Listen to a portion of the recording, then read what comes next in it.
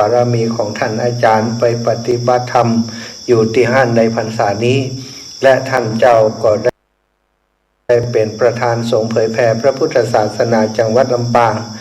ทั้งได้เป็นผู้อำนวยการวิทยาลัยสงฆ์นครลำปางโดยศรัทธาญาติโยมวันนี้ท่านอาจารย์ได้เวลาจากคลื่นสีขาว2 ชั่วโมงแต่ก็บ่สามารถจัดรายการได้จบ โดยภารกิจที่จะต้องไปฉลองศรัทธาของญาติโยมซึ่งเป็นโยมอุปถากอุปถัมภ์เป็นแกนนำในการทำกิจกรรมต่างๆในการอบรมในการพัฒนาวัดบรรพตสถิตร่วมกับท่านอาจารย์มาเมื่อนานแล้วศรัทธาเปิ้นได้เสียชีวิตจากไปท่านอาจารย์ก็ได้ไปสงเคราะห์อนุเคราะห์ลูกหลานของคุณโยมคุณครูท่านเนาะไปเทศไปแสดงทำโดยแล้วก็ไปเป็นเจ้าภาพโดยในค่ำคืนวันนี้ท่านอาจารย์ก็ได้แจ้งมาหาอาตมาเมื่อตอนได้สนทนากันตั้งแต่ตะวาแล้วเนาะท่านอาจารย์ก็บอกว่าวันพรุ่งนี้ก็คงจะได้เข้าชั่วโมงแรกเพราะว่าชั่วโมงหลังต้องเดินทางไปร่วมงานศพนะก็ได้แจ้งท่านอาจารย์ว่าไม่ต้องเป็นห่วงเนาะก็จะซัพพอร์ตดูแลช่วงเวลานี้คือเกิดประโยชน์ที่สูงสำหรับเครือข่ายคลื่นสีขาวสำหรับอีปออีแม่ทั้งหลายที่ฟังรายการอยู่เนาะก็ถือว่ามาแทนท่านอาจารย์เนอะศรัทธาอีปออีแม่ทั้งหลายอาตมามอบเวลาวันพุธเนาะปกติอาตมาจัดที่ลำปาง19 ถึง 20 นาฬิกาวันจันทร์อังคารพุธพฤหัสศุกร์เสาร์อาทิตย์นะ7 วันก็แบ่งให้ครูบาอาจารย์ก็พอดีท่านอาจารย์พระครูอภิวัฒนวิกรมก็หันประโยชน์ในการเผยแผ่ซึ่งพระสงฆ์ที่เป็นพระนักเผยแผ่จังหวัดลำปางมีหลายรูปหลายองค์บ่มีโอกาสได้จัดรายการผ่านมาตั้งคลื่นสีขาวแล้วก็ตั้งสถานีวิทยุวิทยาลัยสงฆ์นครลำปางรับสัญญาณจากคลื่นสีขาววันหนึ่งหลายชั่วโมงท่านอาจารย์ก็อยากจะตอบแทนทางลำปางเพื่อมีโอกาสได้มีพื้นที่ในการเผยแผ่ในวงกว้างออกไปแฮมเนาะซึ่งขณะนี้ที่ได้มีรับโอกาสก็มีอาตมาภาพแล้วก็ท่านอาจารย์พระมหานพดลสุวรรณเมธีท่านอาจารย์พระครูสิริธรรมบัณฑิตท่านอาจารย์พระอธิการเสวตนะหรือว่าท่านอาจารย์เสน่ห์กาหลงท่านอาจารย์ดานุพลมุนิวังโสท่านทุปปิตอมและก็อีกหลายรูปที่ได้รับโอกาสแต่ก็ยัง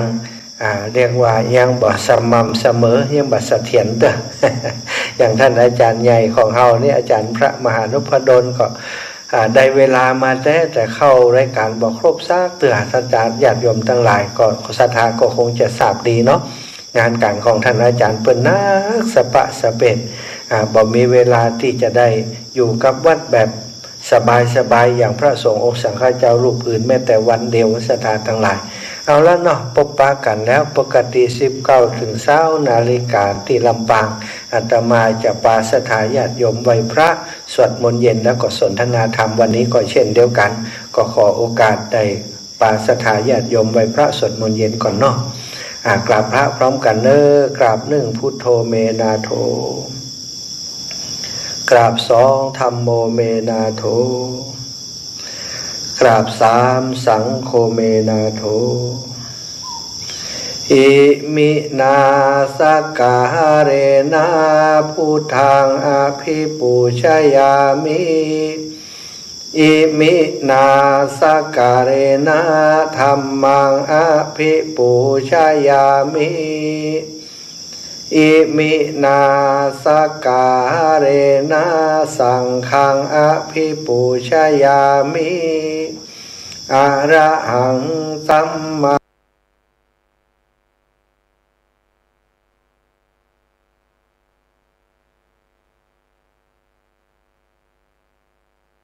ภะคะวันตา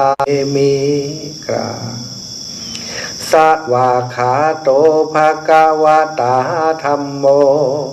ธัมมังนะมัสสามิกรา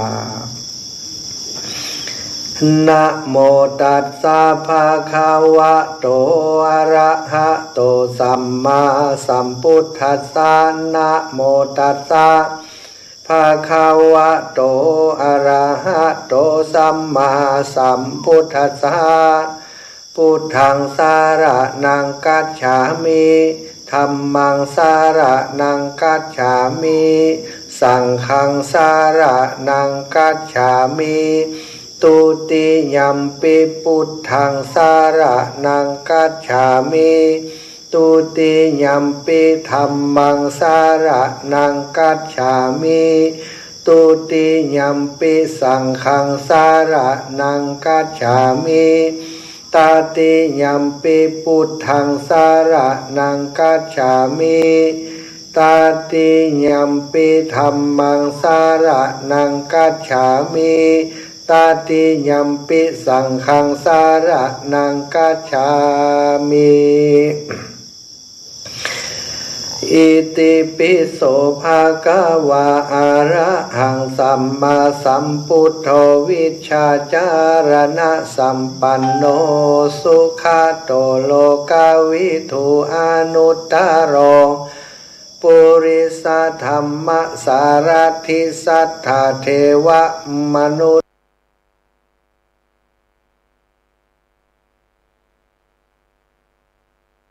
สานังพุทโธ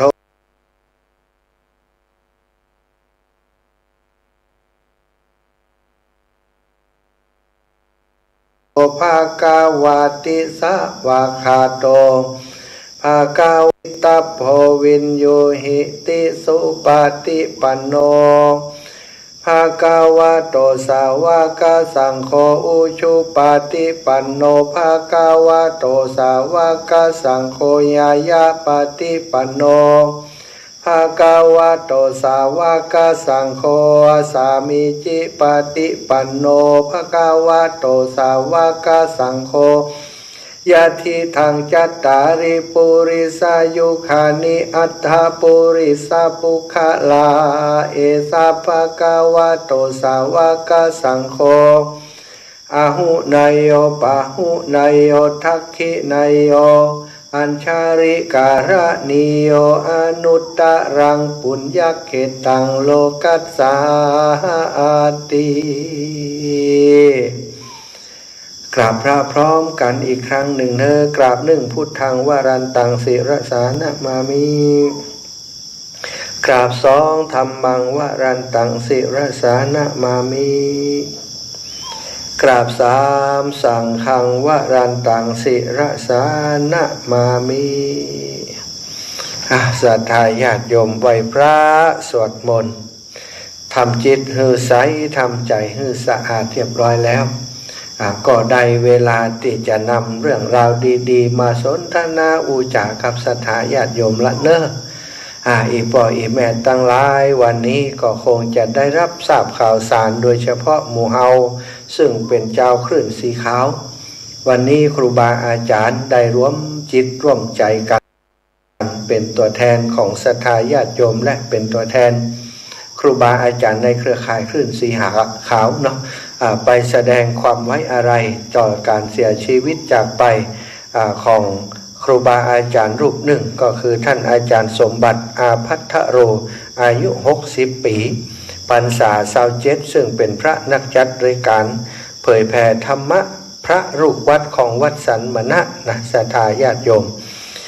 ตำบลแม่เจดีอำเภอเวียงป่าเป้าจังหวัดเชียงรายโดยในวัดสันมณะนี้ท่านพระครูปริยัติชัยวัฒน์เนาะท่านพระครูปริยัติชัยวัฒน์เป็นเจ้าอาวาสเป็นพระนักจัดรายการธรรมะบันเทิงใจทางสถานีวิทยุ 97.50 แม่นภาพตั้งแต่วันที่16 กันยายน 2566แล้วก็ได้ตั้งศพบำเพ็ญกุศลไว้ที่วัดสันมณะกำหนดประชุมเพลิงในวันที่24 กันยายน 2566เนื่องจากว่า24 กันยานั้นบางรูปบางองค์ก็ติดกิจติดอย่างตากิจนิมนต์พ่องติดงานที่ได้กำหนดไว้พ่องอย่างที่อาตมาภาพเองเนี่ยวันที่24จะมีการทำบุญเปตพีที่วัดบรรพตสถิตรู้สึกว่าจะเป็นปีแรกที่วัดบรรพตสถิตได้จัดงานเปตพีขึ้นเพราะปกติบ่มีการได้จัดงาน เพราะเป็นวัดป่าศรัทธาญาติโยมบ่มีศรัทธาญาติโยมเหมือนกับวัดบ้านทั่วไปที่มีศรัทธาพี่น้องชาวบ้านเฮาไปตานเปตตาพีกันตามประเพณีแต่วัดของที่อาตมาอยู่หรือว่าท่านอาจารย์พระมหานพดลสุวรรณเมธีเป็นเจ้าอาวาสกิจกรรมวันศีลวันพระบ่ได้มีอย่างวัดของศรัทธาญาติโยมทั้งหลายฉะนั้นโอกาสในการจัดตั้งเป็นตาพีจัดตั้งอย่างอีกก็บอกค่อยมีอาตมาไปก็หันว่าควรที่จะทำแต่ก็ถ้าไปทำตรงกันครับศรัทธาญาติโยมแต่ละที่ละแห่งก็บ่สามารถจะมาร่วมบุญเป็นตาพีครับอาตมาได้ก็เลยว่าในเมื่อศรัทธาญาติโยมเฮาส่วนใหญ่เป็นข้าราชการเป็นคนทำงานประจำเพิ่นได้หยุดวันเสาร์วันอาทิตย์ถ้า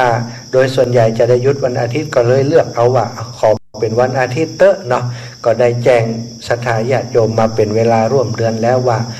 จะทำบุญเป็ดตะพีคือกับญาติผู้รองรับของศรัทธาญาติโยมทั้งหลายแล้วก็เพื่อจะ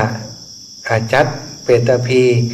เป็นครั้งแรกที่วัดบรรพุทธสถิตคือมันเกิดขึ้นแล้วปีต่อไปเขาก็จะอาศัยแบบนี้ประมาณก่อนถึงจะถึงเป็ดตะพีที่วัดทั่วไปเปิ่นทำก็คืออย่างปีนี้เนาะวันที่29เนี่ยอันนี้เขาจัดก่อนเหตุประมาณวันที่24ก็จัดคือตรงกับวันอาทิตย์จะบัดจัดซ้ำซ้อนกับเป็ดตะพีของวัดต่างๆถ้าจัดซ้อนกันศรัทธาก็ไม่ได้มาร่วมในงานนี้เนาะศรัทธาอีปอยอีเมตตั้งหลายการทำบุญอุทิศส่วนบุญส่วนกุศลนั่นก็เป็นสิ่งสำคัญแต่ละวัดละวาก็มีงานของวัดวาของตัวเก่าอย่างครูบาอาจารย์ในคลื่นสีขาวได้นัดหมายกันไปวันนี้ก็เพื่อจะเพื่อวันที่24นั้นเราบ่ได้ไปกันก็จะได้ บ่เสีย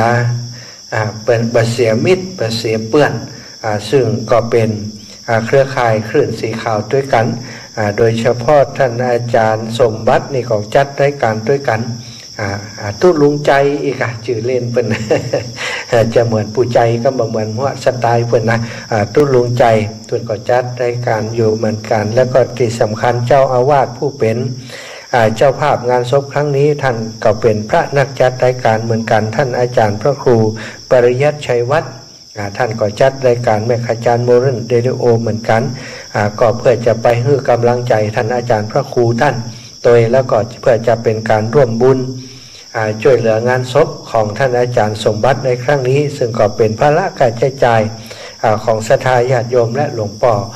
พระครูปริยัติชัยวัฒน์จะต้องหามาเป็นการใช้จ่ายในการบำเพ็ญบุญหมู่เฮาก็ป้ากันไปเอาผ้าไปหอมเอาปัจจัยไปหอมสนับสนุนแล้วก็ไปฟังสวดพระอภิธรรมวันนี้เพิ่นก็จัดส่งมาสวดพระอภิธรรมโดยก็ได้บำเพ็ญบุญบำเพ็ญกุศลไปให้กับสหธรรมิกซึ่งได้เสียชีวิตล่วงลับมรณาไปสู่ปรโลกไปนานแล้วเพียงวัยที่60เนาะโดยโรคประจำตัวของเปิ้นวันนี้ก็มีหลวงปู่ท่านพระครูปฏิภาณธรรมทินในฐานะของที่ปรึกษาครอบครัวคลื่นสีขาวของเฮาผู้รักผู้ใหญ่ในครอบครัวคลื่นสีขาวไปเป็นตัวแทนครูบาอาจารย์ผู้รักผู้ใหญ่ทั้งหลายไปเป็นตัวแทนหลวงพ่อเจ้าคณะอำเภอเวียงป่าเป้าโดยเนาะหลวงพ่อเจ้าคณะอำเภอเวียงป่าเป้าวัดห่างกำหลวงพ่อพระครูวินิจศิรสังวรหลวงพ่อเจ้าก็เป็นครูบาอาจารย์ในเครือข่ายคลื่นสีขาวแต่วันนี้เปิดติดภารกิจมาได้มาสถานตำแหน่งเจ้าคณะอำเภอนี่งานล้า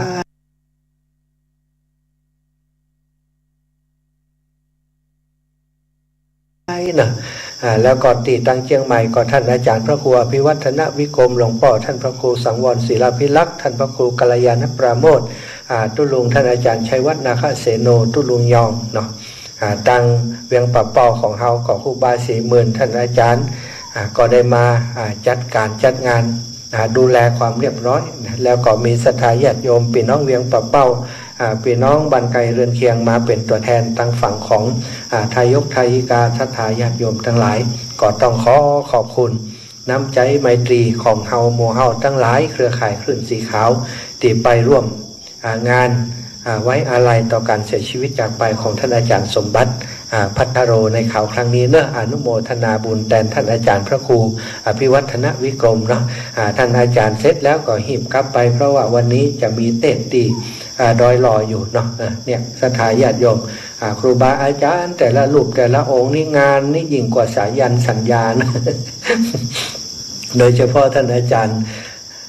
พระมหานุพดลสุวรรณเมธีนี่โอ้ศรัทธาบักก่อนนี่อาตมาบัดได้อยู่ตัวเปิ่นบัดได้ใกล้ชิดกับเปิ่นก็คิดว่าเปิ่นปออิฐเต้าอีนะโอ้อันนี้ไปอยู่วัดบรรพตสถิตอย่างที่ท่านอาจารย์วาดตะกี้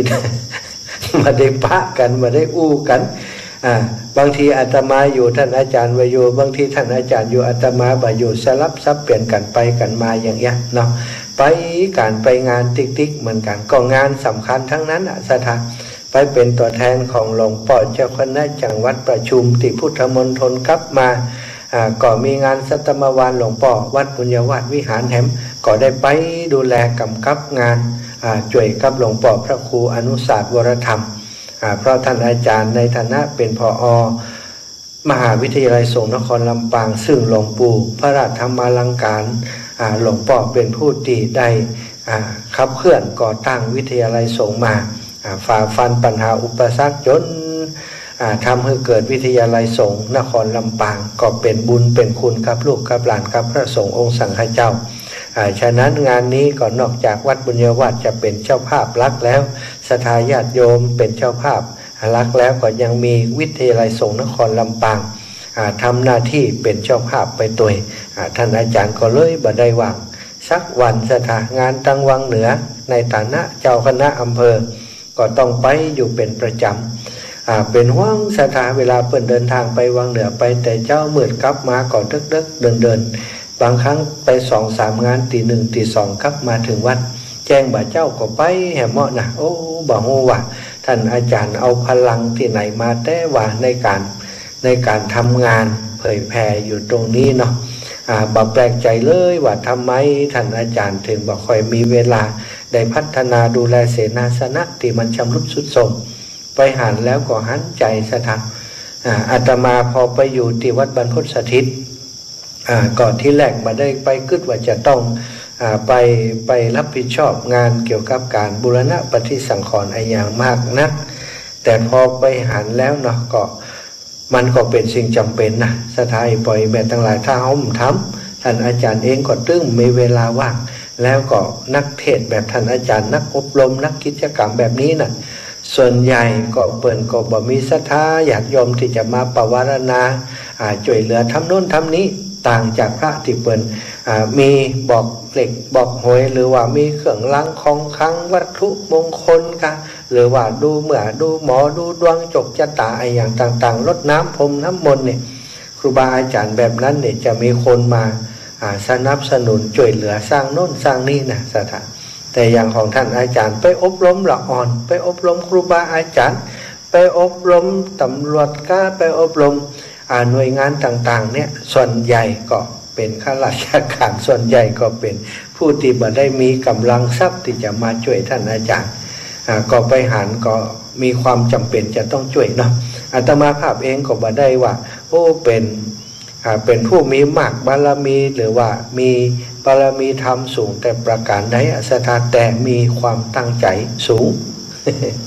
ที่จะช่วยครูบาอาจารย์เพราะอาตมาหันว่าถ้าช่วยท่านอาจารย์พระมหานพดลสุวรรณเมธีพัฒนาเสนาสนะอย่างต่างๆในวัดบรรพตสถิตคือเป็นที่เรียบร้อยเนี่ยคนที่เพิ่นจะมาปฏิบัติในอนาคตตั้งหน้าจะได้มาใช้ประโยชน์อย่างเต็มที่เขาพัฒนาสร้างอย่างออกไปโอ้ศรัทธาญาติโยมบางครั้งบางทีเนี่ยบักเกิดประโยชน์เลยสร้างอาคารสร้างอย่างไว้แต่ว่าบ่มีไผใช้ประโยชน์บ่มีพระสงฆ์จะอบรมสั่งสอนอย่างต่างๆสถานที่บ่อำนวยในการอบรมด้านธรรมด้านอย่างต่างๆอย่างนี้เป็นต้นแต่ที่วัดบรรพตสถิตเนี่ยสถานที่ต่างๆต้นไม้ใบหญ้าก็สัปปายะแต่ส่วนของอาคารสถานที่ที่หลวงพ่อเจ้าอาวาสองค์ก่อนได้สร้างได้เนี้ยอย่างไว้เนี่ยมันหลายปีผ่านมาก็ชำรุดทรุดโทรมไปท่านอาจารย์ก็อย่างที่อาตมาบอกไปตึงบ่มีเวลาได้อยู่ได้ดูแลถ้ามาจับงานในด้านนี้เปิ่นก็ได้ออกไปในเหมาะนะสถาน อาตมาก็เลยว่าโอ้หู้ด้วยตัวเก่าเนี่ยว่าโอ้พระสงฆ์รูปนี้อาจารย์รูปนี้เป็นผู้ที่มีความตั้งใจในการเผยแผ่เฮาควรจะสนับสนุนช่วยเหลือเปิ้นอยู่ตั้งหลังเปิ้นคอยขับเคลื่อนดูแลสิ่งที่เฮาควรจะทำควรจะเนี่ยให้เปิ้นเนาะก็เลยได้มาเป็นสะพานบุญบอกบุญให้กับศรัทธาญาติโยมแจ้งให้ศรัทธาญาติโยมทราบในสิ่งที่วัดต้องการความช่วยเหลือเริ่มต้นจากการที่อาตมาทำในส่วนของบูรณะปฏิสังขรณ์กุฏิสิริธรรมวิพัฒน์อนุสรณ์ก็ได้ใจปัจจัยที่ศรัทธาญาติโยมเคยให้เคยหอมอาตมาที่อยู่ข้างบัญชี 4-5 หมื่นพร้อมกับศรัทธาญาติโยมสนับสนุนร่วมบุญมาตอนที่ทักษิณานุปทานกิจคือหลวงพ่อพระครูสิริธรรมวิพัฒน์หลวงพ่อศรีออกเมื่อวันที่26ก็ได้ตั้งมาอยู่แสนปลายรวมกับที่มีอยู่ในบัญชีก็เกือบจะ200,000 สถานไปซื้อวัสดุอุปกรณ์เป็นเล็กเป็นกระเบื้องอย่างต่างๆตลอดถึงอุปกรณ์ต่างๆที่จะมาแปลงหลังคาหรือหลังคาแปลงหลังคาต่อเติมใหม่ส่วนต่อเติมนะก็เปลี่ยนวัสดุอุปกรณ์โมสถาเพราะเล็กขึ้นสนิมและเล็กใจบ่ได้แล้วก็เลยได้หาเล็กใหม่มาทำก็ทำให้งบประมาณติดตั้งไว้สัก100,000 ปลายถ้าปอละนะมาเดียว200,000 ปลายยังบ่เรียบร้อยกันแต่ก็จะทยอยทำไปเรื่อยๆศรัทธาบ่ได้ฝืนกำลังของตัวเก่าแล้วก็บ่อยากจะรบกวนศรัทธาญาติโยมนักกว่าที่เป็นอยู่นี้เนาะก็บอกให้ศรัทธาญาติโยมว่าบางคนก็บอกว่าท่านอาจารย์ใจเล็กต่อใดยังบอกว่าเส้นต่อใดจะได้บริจาคกันเป็นเส้นเสากี่ต้นบริจาคเป็นต้นก็ได้โลนะอาตมาว่าทำมันอย่างอันรายละเอียดปีกย่อยไปเนี่ยไปมันก็จะเหมือนครับว่าบังคับว่าจะต้องจ่าย700-800 800-900หรือว่าปันป่ายเนาะก็เลยบอกศรัทธาว่าเอาเป็นอย่างเงี้ยอีแม่หอมกระเบื้องมากันแล้วกันส่วนต่างของกระเบื้องตีว่ากระเบื้องมันคุมแล้วส่วนนี้เขาก็เอาไปซื้อเล็ก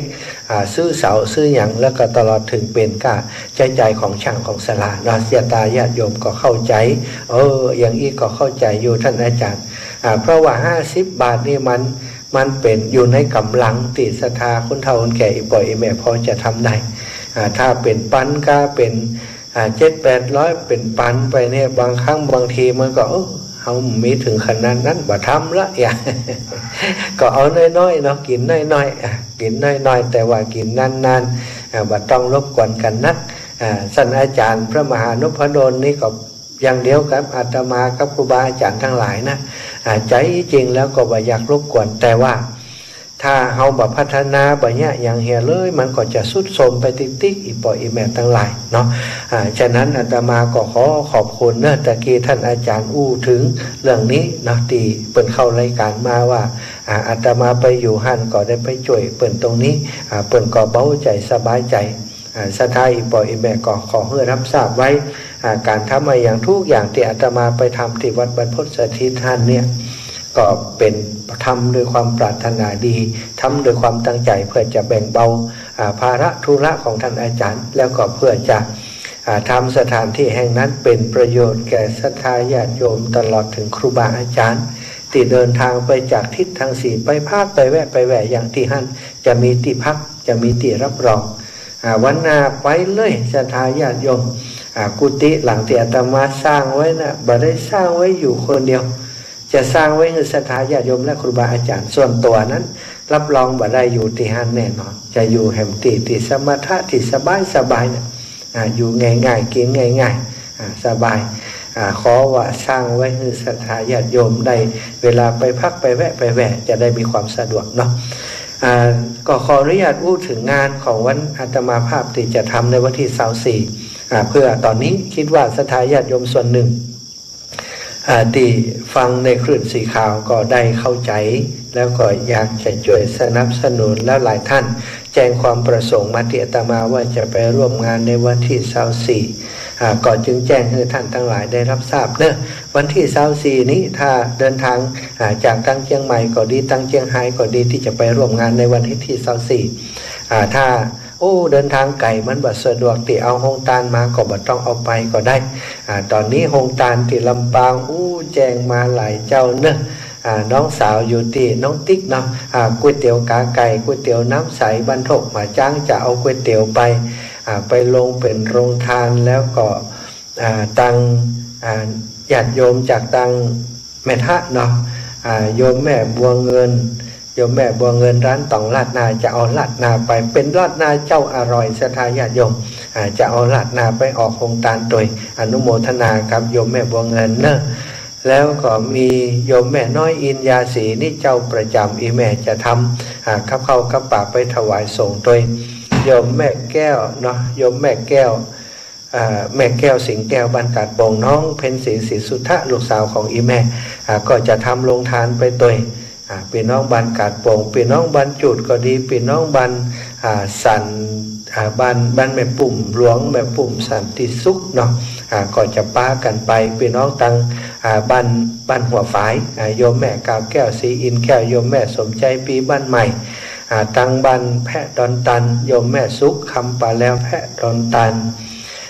โยมแม่บัวเย็นจันทบบันสีหมดเก่าโยมแม่สีนวลสุรินทร์มงคลคุณโยมบุญธิราโยธาอันนี้เจ้าประจำเอาลงทานไปแต่ละครั้งลงทานกล่องหนึ่งของเจ้านี้นะสถานราคานี่เกิน100ที่เอาไปทุกครั้งวันก่อนก็เอามาตีมอนพระศรี2 เมืองเป็น100เป็น200-300 ชุดนะเอามาจากลำปางจิตใจดีงามจิตใจเป็นบุญเป็นกุศลก็ขอขอบคุณหลายๆพี่น้องต่างงานบ้านบุญเกิดนี่แหมน้องสุขโยธินกับโยมแม่จำชื่อมาได้ละกูกะลากับโยมน้องโยธินเนี่ยก็จะเอาน้องสุขโยธินก็จะเอาไปเนาะอันนี้ขออนุโมทนาบุญเนื้อโยมแม่เสียจากบ้านนากวางโยมแม่แก้วบ้านนากวางโยมป่อนานสีมูลก็จะมาเนาะแล้วก็โยมป่อวันนี้ใจได้มาก่อนนะปนานมุนเหมือนกันบ้านแม่เฟืองวันนั้นรู้สึกว่าเปิดจะบอกอาตมาว่าติดอะไรอย่างสักอย่างหรือไม่เนี่ยเนาะติดดอยนางแก้วแต่ของที่บรรพตสถิตอาจจะได้ไปตั้งได้แห่งตั้งไม่อยากตุ้มมาก็ฝากมาแล้วไม่อยากตุ้มมาบันวังเป้า น้องสาวน้องสมจิตอินทรวิจิตบันนั้นเดี๋ยวนะบ้า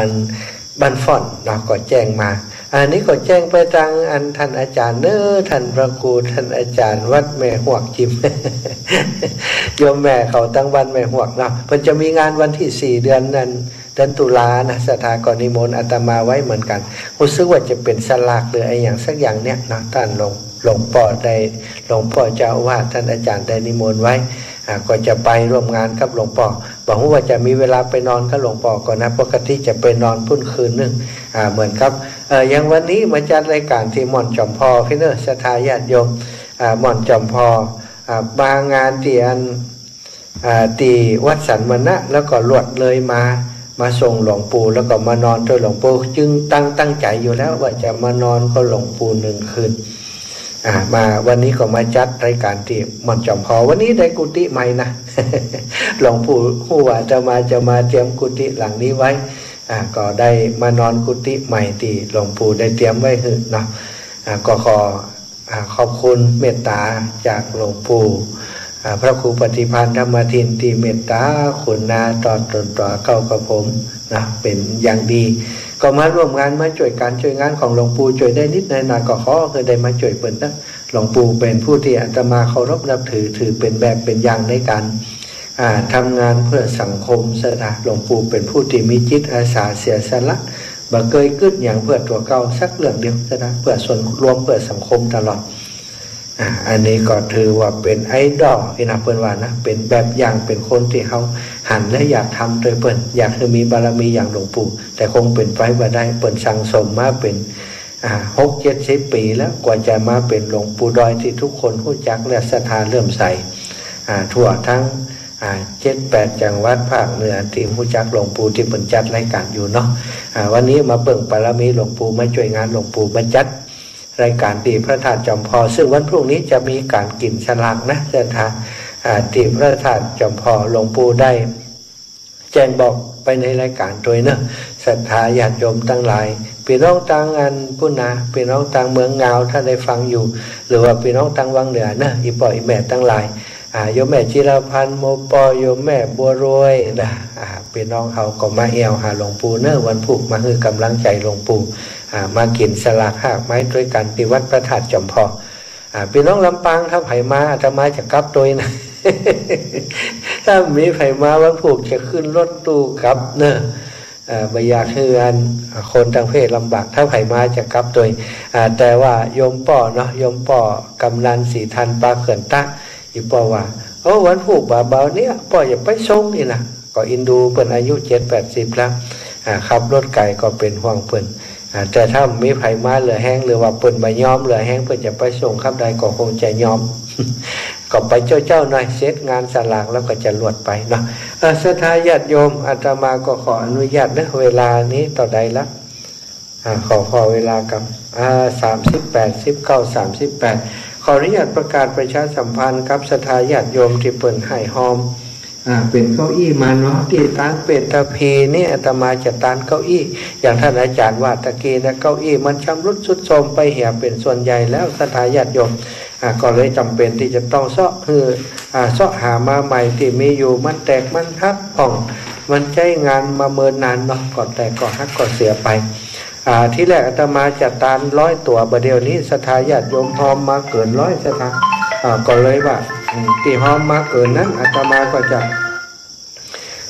ะซื้อมาเพิ่มให้เจริญปอนแม่เจ้าแม่มีอยู่มันแตกมันหักผ่องโยมแม่ก็เดี๋ยวก่อนเนาะตู้ขออนุญาตอ่านรายชื่อของญาติโยมก่อนนะ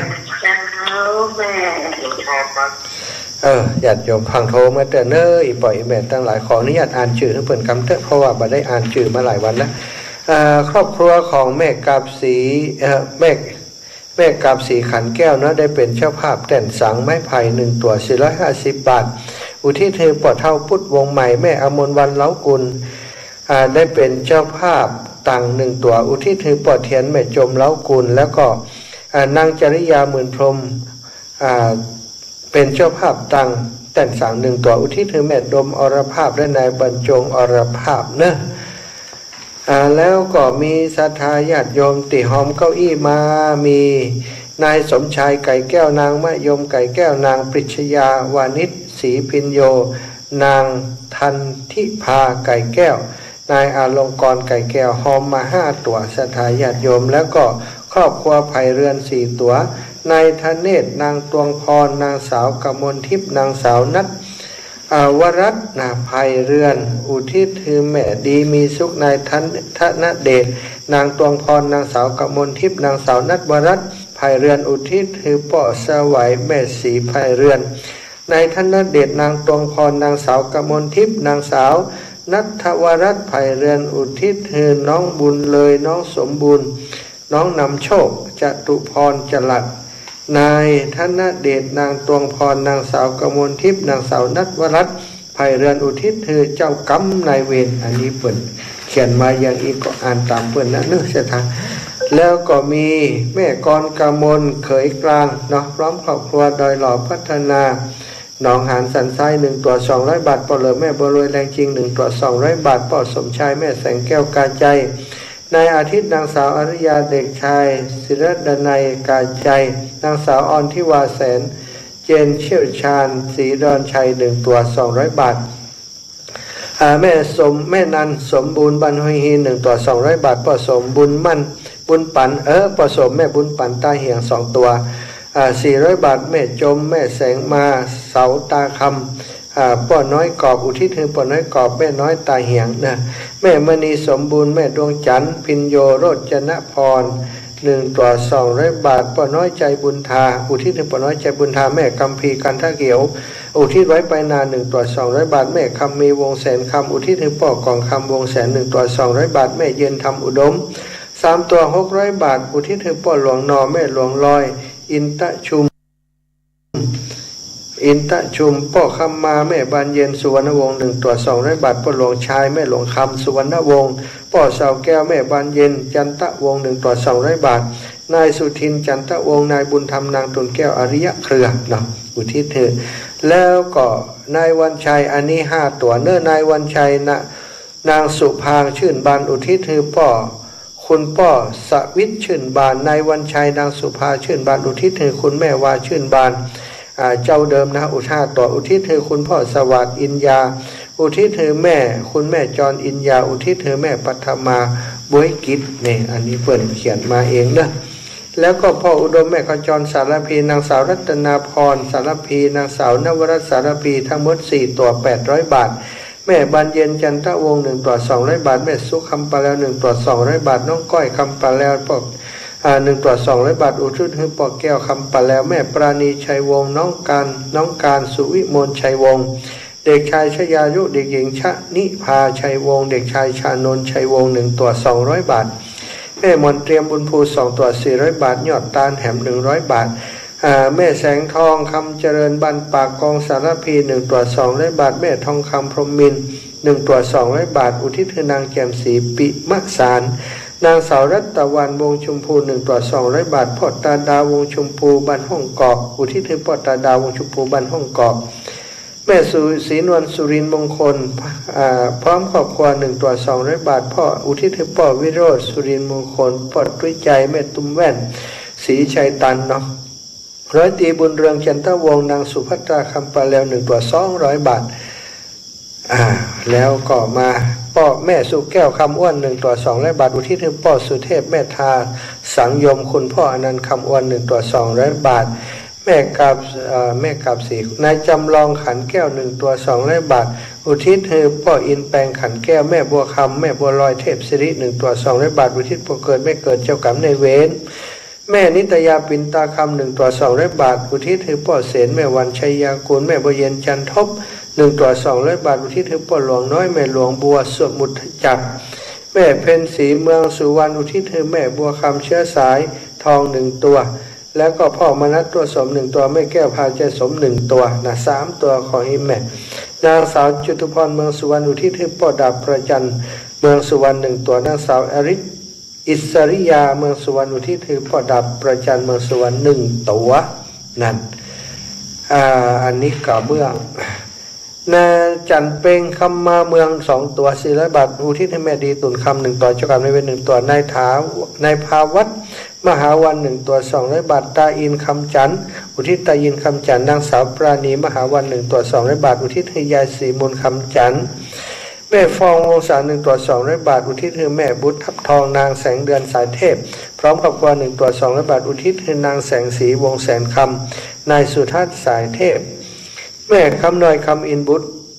สีหมดเก่านะพร้อมครอบครัว1ตัวอุทิศให้พ่อหลวงจันทร์แม่หลวงปวนอินคำอินบุตรพ่อเคียคำอินบุตรแม่น้อยอินยาสี1ตัว200 บาทอุทิศให้พ่อโลดแม่หลวงจอยใจศิลป์คุณยายสาลีทองสอนและครอบครัวนางสาวนภัสสรทองสอนนายชานุทองสอนนางสาวนัทกมลทองสอนนายนวพลทองสอนครอบครัวไทยไกลกรุงนายธงชัยไกลกรุงนางสาวรสสุคนไกลกรุงนางสาวชนิการไกลกรุงนางวรการไกลกรุงอันนี้รวมบุญคนละตัวนางสาวอาภาพรจารุเสนีนางสาวยานินาปฐมบุตรรวมกันมาคนตัวเนาะสถาแม่หอมนายนรินทร์เถินบุรี1ตัว200 บาทแม่น้อยอยู่ที่แม่น้อยที่บุญทานายธนกรนายนรินทร์เถินบุรี1ตัว200 บาทพ่อนรงค์เถินอุทิศพ่อนรงค์ถนเถินบุรีนายธนกรนายนรินทร์เถินบุรี1ตัว200 บาทอุทิศนายวิโรจน์เถินบุรีนางสาวพัชรีภาคดี1ตัว200 บาทอุทิศยายคำยวงคำอินตะซาวแม่กาบสีขันแก้วอุทิศให้พ่อเท่าพุทธวงใหม่1ตัว200 บาทแม่บัวขี้ทับโป1ตัว200 บาทอุทิศให้พ่อตันแม่หลวงน้อยบางวันพ่อแสงมาแม่คำปันธรรมยศแม่บัวเรียวชัยอุด1ตัว200 บาทอุทิศให้พ่อทองคำชัยอุดแม่ถนอมนามวง1ตัว200 บาทอุทิศให้กับพ่อหลวงแม่หลานนามวงและก็พ่อโบไลแม่คมวงชัยยาอันนี้นั้นอ่านแล้วไปแล้วเนาะหลายท่านอ่านไปแล้วก็ขออนุญาตเด้อขออนุญาตตัวเวลาแหมกำที่อ่านไปแล้วก็เพียงเท่านี้เนาะส่วนที่เพื่อนห้อมกระเบื้องเด้ออาตมาขออนุญาตไว้อ่านในวันหลังก่อนแล้วกันเนาะวันนี้มีแม่ยายล่าพรถวายค่าน้ำค่าไฟมาส่วนหนึ่งแล้วก็ถวายร่วมบุญเก้าอี้1ตัวเนาะกระเบื้อง2 2 แผ่นป้อมนัสแม่ลาพรอุทิศส่วนกุศลไปหาป้อล่าแม่จันลุงมูลแปลงปัญญาป้อล่าเลิศแม่ดีนางรัตดาวันแสนช่างไม้เจ้ากรรมในเวรเทวบุตรเทวดาแม่ยาพนักธรรมบานป่าแงะรวมบุญข้าน้ำข้าไฟนางอรชรโพธิบานสลีตำบลยางเนิ้งเชียงใหม่เอาเก้าอี้1 ตัวอุทิศไปหาพ่อปีภาพเตจะค่าน้ำค่าไฟ50 บาทครับแม่เสาสุดาจันทร์นิถวายค่าน้ำค่าไฟมาเด้อบันป่างิ้วเอาละศรัทธาญาติโยมก็ขอประกาศประชาสัมพันธ์เพียงต่ออีเนท่านต่างๆที่ส่งงานรายการมาตั้งไลน์ก็ดีตั้งFacebook ก็ดีวันนี้บัดตันเนาะขอสุมาอภัยวันอื่นถ้ามีเวลาก็จะประกาศให้ทราบอีกทีถ้าบัดได้ประกาศอย่างไรก็ขอให้เข้าใจว่าอาตมาจะได้ทำพิธีตานเปตพีให้ทุกท่านอย่างถูกต้องสมบูรณ์เนื้อเขียนชื่อติดโต๊ะติดเก้าอี้แล้วก็ที่ท่านทั้งหลายห้อมกระเบื้องอย่างต่างๆก็จะโยงได้ลงจากกระเบื้องที่อุปกรณ์ที่เอาไปทำตั้นเป็นเปตพีฮือตั้นและครอบครัวที่ตั้งใจจัดการฮือกับบุพการีทุกท่านทุกคนด้วยเนาะเปิดโอกาสฮือได้โทรมา0808844173เนอะ0808844173บางคนบอกว่าท่านอาจารย์จัดรายการบ่อีดกาอีนะ บางครั้งอูเร็วเนื่องจากว่าเวลามีน้อยนะแต่ถ้าก็อิดอยู่อยากจะอูจ้าเหมือนกันแต่ว่าบางทีเนาะมันจำเป็นอย่างอ่านจื่อนี่ต้องเล่งหน่อยนะก้อนมันจะเสียเวลาคนฟังเจริญปอนโยมแม่พงชัยยานนท์แม่เครือวันไปแอลกอสาวสีนี่พระอาจารย์เจ้าเจ้าแม่วันที่4 พฤศจิกายนเจ้าโอ้พฤศจิกาพุ่นแหลม7 ตุลาเนาะกฐินเจ้าโอ้กฐินแหละวัน7 ตุลาเนาะนี่คุณพ่อคุณโทรไปถามพระอาจารย์ว่าไปผ้าโอ้กฐินเจ้าไปถวายผ้าโอ้จะไปถวายผ้าทุกองค์เจ้าโอ้จะกฐินเพื่อกับ4 พฤศจิกาเนาะอ๋อเข้าใจละขอบคุณอีแม่เนี่ยเจ้า3 พฤศจิกาแล้วก็อ๋อ3ไปนอนพุ่นกันนี่ไปนอนตรงสัตว์ตู้อีแม่เตรียมห้องไว้ให้สัตว์ตู้รับรองไว้ให้เจ้าจะได้ไปอันจัดรายการพุ่นเลยเนาะวันที่24มาเนอมาแอลเนออีแม่เนอเจ้าเดินจนอันนี้ก่อนนะจนแม่เครือวัน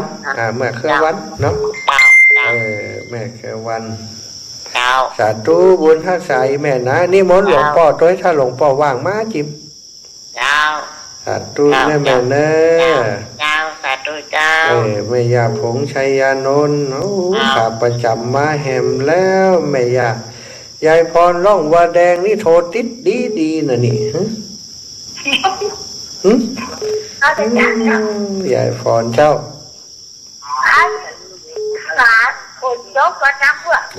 ต้องถามหามันหลวงปู่มือโต๊ะนี่นะถึงวันผูกวันเปิ้นมือโต๊ะเตี่ยวันผูกเปิ้นแรงเปิ้นจะให้โต๊ะศาลาของเปิ้นจะนี่ป้าห้องสาธุเอา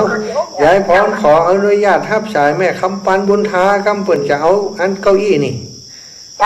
าธุแม่ยายพรถามเรื่องฝนตกแม่คำปันบุญทาจะเอาเก้าอี้นะเจ้าอีแม่แน่ได้มาแต่แหละแม่เอาเก้าอี้1 ตัววิธีให้ประโยชน์บุญทันเด้อแม่คำปันบุญทันปอยกอีกอะประโยชน์บุญธรรมวิธีให้ประโยชน์บุญธรรม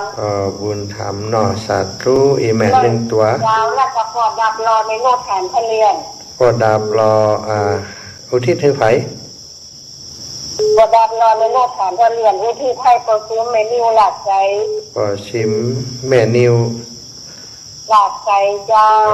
หลักใสเนาะเจ้าโอเคถ้าสมมติว่าวันที่24ให้เลยไปเดี๋ยวตังไปด้วยเจ้าไปสมมุติกันสาธุขอบคุณอีแม่เด้อ จ้าว่าสาเจ้าเป็นกำลังใจเลย ถ้าสมมุติจะมาต้องไปจริงๆเจริญพรย่าแม่ย่าซิมมุนีแก้ว อันพ่อแม่เจ้า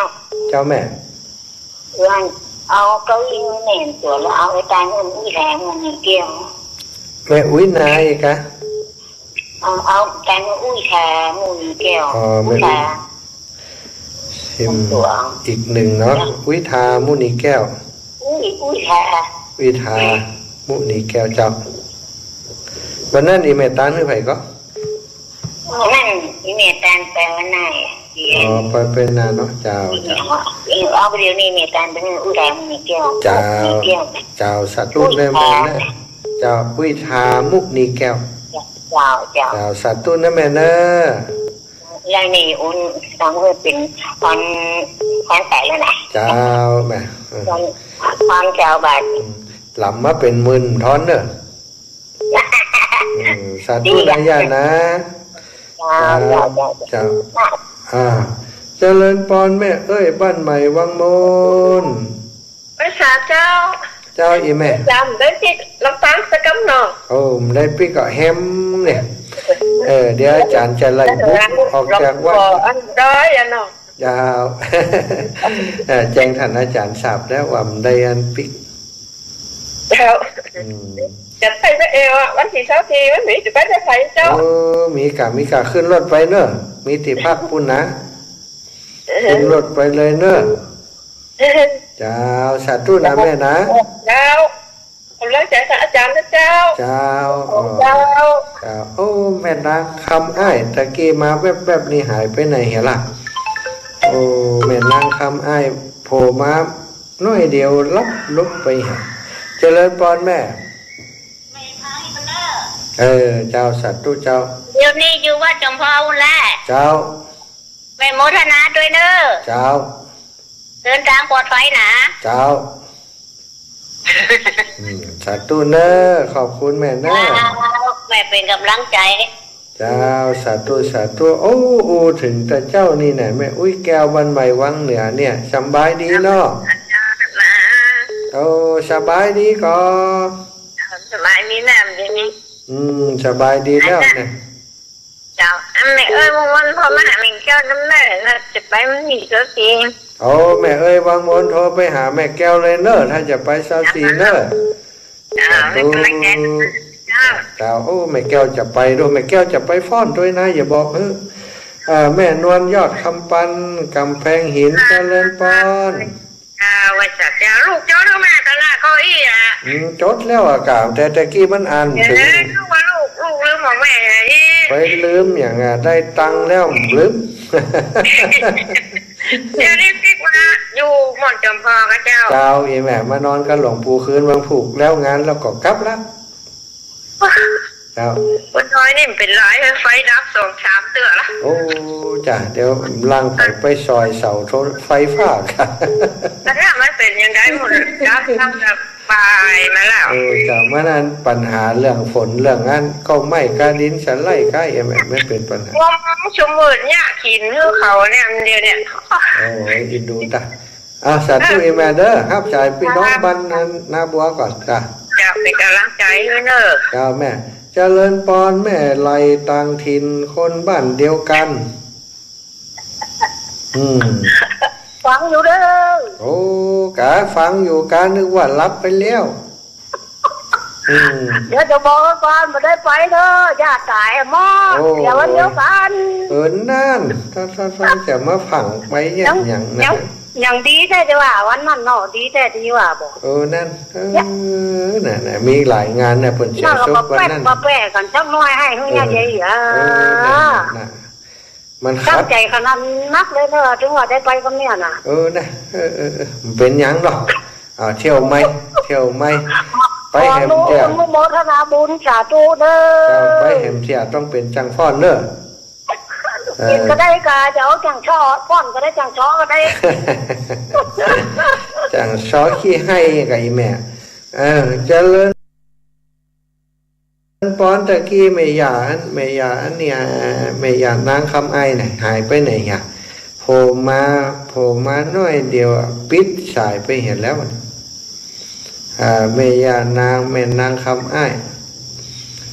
มาล่างงอนกับตู้ลูกมาโทรหาเนี่ยมาเวียงปะเป้าอินเนาะแม่สมใจปีบ้านใหม่เนอะเจริญพรแม่กับแก้วสีอินแก้วก็จะเอาลงทานไปตัวยนะหลายท่านหลายคนเนอะพี่น้องตังบ้านถกหัวจ้างบ้านถกหัวจ้างบ้านนั้นหัวตรงเนอะตาปิ๋วแม่ยายเย็นเนอะปลาแก้วนี่นะห้ามขาดนะหมูนี่นะจดขาดเลยทำไปนะแม่หลานไม่ย่าว่าได้ย่าโอ้ฮับแล้วหรอวะแม่ย่าหลานฮับแล้วนะแม่อีแม่ปิดเขาเลยปิดวิทยุก่อนกะอู้เลยอู้เลยแม่ฮับแล้วหรอวะอู้เลยกะแม่ปิดวิทยุเนี่ยอีแม่ปิดเขาเลยปิดวิทยุก่อนกะอู้เลยเดี๋ยวอู้เลยแม่นั่นอาจารย์เอาเก้าอี้เฮยย้าย2 ตัวเนอะอ๋อเก้าอี้2 ตัวเนาะย้ายหลานเจ้า2 ตัวนะย้ายนะเดี๋ยวจะโทรเข้าไปยายเดี๋ยวเขาจะเพียงยา2 แผ่นจ่าเดี๋ยวจะโทรกลับหายายเนอะเดี๋ยวตอนนี้เวลาหมดแล้วจะเป็นตัวได้นะ500แหละอันกันแหละเจ้าอย่าจ้าเดี๋ยวจะโทรกลับเลยอย่าเนอะตอนนี้เวลาหมดแล้วหมดเวลาแล้วอย่าอันเจ้าแม่